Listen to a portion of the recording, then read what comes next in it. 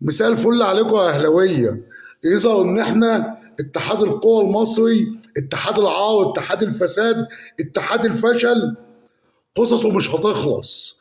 مصدر مسؤول باتحاد القوى صرح لموقع تحيا مصر بان تم ايقاف سيد مراد نائب رئيس لجنه الحكام وتحويله للتحقيق. الناس دي بتشتغلنا والله، والله العظيم الناس دي يعني اللي هنا بويده وشلته اللي مسيطرين على الجبلايه وعلى منظومه كره القدم في مصر. الناس دي بتستخف بعقول الجماهير، الناس دي بتستخف بعقولنا. النهارده سيد مراد هو اللي كان بيقوم الحكام. يا منظومه فاشله، انتوا بتستخفوا بعقول الجماهير المصريه. انتوا سبب انتشار التعصب في وسط حاله الغليان اللي موجوده في الشارع الرياضي المصري وبنسبه كبيره من جمهور النادي الاهلي. انتوا بتتحدوا الجمهور، انتوا سبب الفتنه والتعصب. النهارده سيد مراد بيقوم الحكام وتطلع تقول ده احنا حولناه للتحقيق. هو انت بتدي مسكنات للجمهور؟ انتوا اتفضحتم، انتوا خلاص فسادكم بقى على مرأى ومسمع من الرأي العام كله. يا منظومه فاشله. طب خدوا حته صغيره. اتحاد القوى التونسي بمناسبه الحكام الاجانب يعني واستخدام الحكام الاجانب.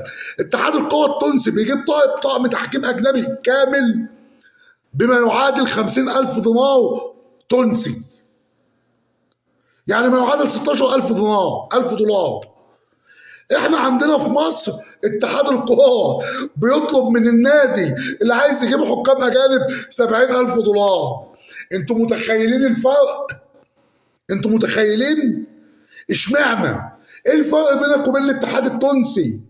يا منظومه فاشله، يا منظومه فاسده. انتوا اتفضحتم ولسه احنا معاكم مكملين. فضايح منظومه اتحاد القوى ومنظومه الجبلايه بقياده هامان القوى المصريه هنا ابو خيبه. هنا ابو خيبه راس الفشل في المنظومه كلها.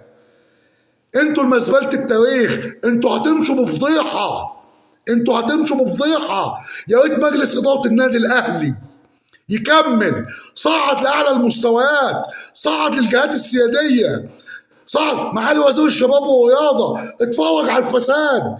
الناس دي بتستخف بعقول الجماهير المصريه. الشعب المصري بيفهم. لا يليق بمصر العظمى ان يتولى منظومه كره القدم فيها هؤلاء الفشله والفسده. عصابه في الجبلايه، والله عصابه. ويبقى الاهلي دائما وابدا فوق الجميع، والحمد لله على نعمه النادي الاهلي. فضيحه. افضح منظومه الجبلايه الفاسده. افضح يا اهلاوي، خلي الدنيا كلها تشوف فسادهم وتشوف فضايحهم. سلام يا اهلاويه.